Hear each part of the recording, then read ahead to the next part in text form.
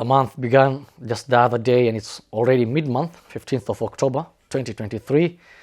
Welcome you to Somalia's premier #1 station for news and updates, Dalsan TV. I'm your presenter, Abdurrahman Yusuf. Tonight, we have a lot in store for you, but first have a look at some of our top stories. Somali Gorgor Army reach Galmudug vow to intensify offensive against Al-Shabaab. Somalia Qatar unite to superchange economic partnership. Abducted Somali women's whereabouts sought. Northeastern leaders call for action.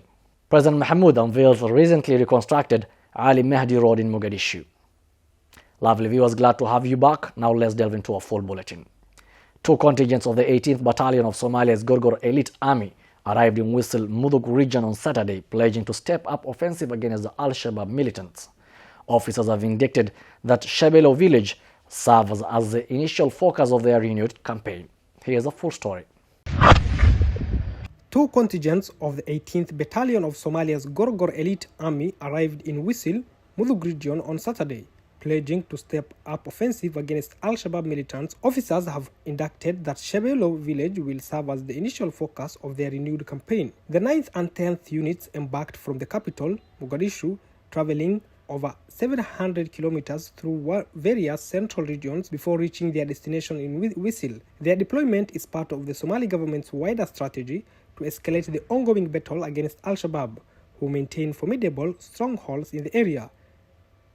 Additional forces comprising troops from the Abu Dujana Brigade and local forces are also participating in the current military surge. The Somali government is swiftly mobilizing reinforcements, including recently trained Gorgor units, for both frontline engagements and to secure areas newly liberated from Al-Shabaab. On Friday, another Gorgor contingent entered the Runrinigod village in the Middle Shebele region. They are supported by a detachment of local armed residents who have committed to a long-term community. The government of Somalia and Qatar have reached an agreement to bolster their economic partnership, aiming to strengthen ties and promote mutual growth. The government of Somalia, Qatar, have reached an agreement to bolster their economic partnership, aiming to strengthen ties and promote mutual growth. The Somali Minister for Finance, Bihi Iman Ige, recently engaged in productive discussions with his Qatari counterpart, Ali bin Ahmed, during a meeting held on the sidelines of the annual meeting in Morocco. The exchange of ideas focused on economic reform program and explored avenues for further enhancing the already fruitful Somali-Qatar economic partnership.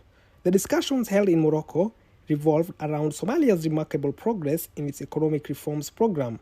Both ministers shared valuable insights and experiences aiming to capitalize on the success achieved thus far. The economic partnership between Somalia and Qatar has played a role in promoting trade, investment, and development. The governments of both sides recognize the immense potential for growth and are determined to capitalize on it. By leveraging their respective strengths and resources, Somalia and Qatar aim to create an environment conducive to long-term economic prosperity. As the family anxiously seeks answers about her whereabouts, prominent leaders from the northeastern region are urging Kenyan government to take swift action in resolving her mysterious disappearance. The incident has reignited concerns over a series of unexplained vanishings and has prompted calls for decisive measures to address this alarming trend. As the family anxiously seeks answers about her whereabouts, prominent leaders from the northeastern region are urging the Kenyan government to take swift action in resolving her mysterious disappearance.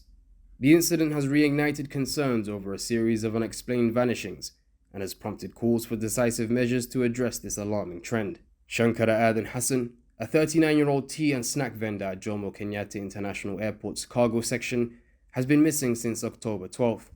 According to the victim's family, no information has been provided regarding her location or well-being.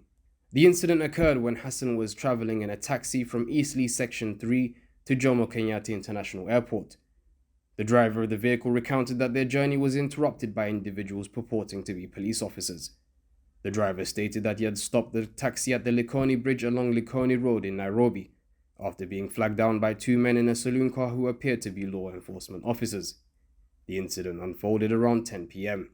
One of the occupants of the saloon car, dressed in full police uniform, exited the vehicle and ordered Hassan to board their car.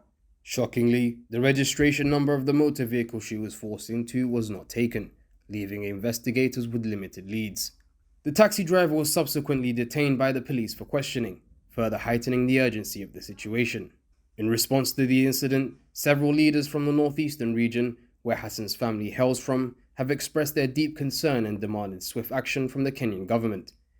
Mandera East MP Hussein Waitan lamented the persistence of these mysterious disappearances. He said, "These disappearances used to be in the last government. In this government, we thought they would come to an end, and here we are."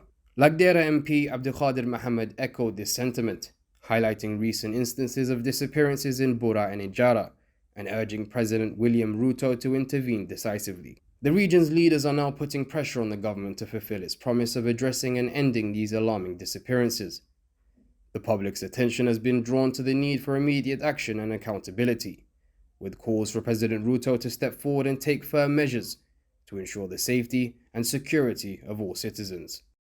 Somalia's President Hassan Sheikh Mohamud has officially cut the cordon on the recently constructed Ali Mahdi Road in Mogadishu.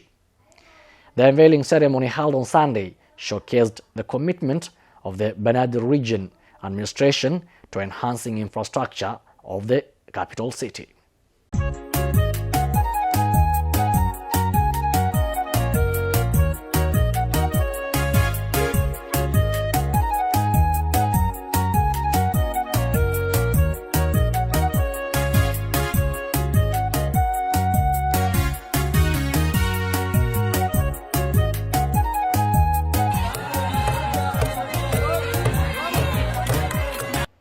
Somali President Dr. Hassan Sheikh Mohamud cut the ribbon on the newly reconstructed Mohammed Harbi Road on the Warta Nabadda district and a new road named in honor of the late former President Ali Mahdi Mohammed in Abdulaziz district, both located in Mogadishu.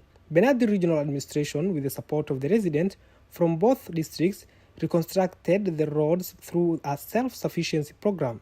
President Mohamud recommended the efforts of the Banadr Regional Administration and the residents for their steps and cooperation. He urged the people to intensify their contributions to the reconstruction of economic infrastructure, public roads, economic growth, and the enhancement of Mogadishu's urban aesthetics. Just 2 weeks ago, PM Hamza Abdi Barre presided over the ribbon-cutting ceremony for the newly reconstructed Taleh Road in Hodan district of Mogadishu, which had undergone reconstruction as part of community-led initiative. Lovely viewers, that's all we have prepared for you tonight from our desk here in Mogadishu. Kindly stay put for more stories in our subsequent bulletins. Have yourselves a lovely night and blessings galore.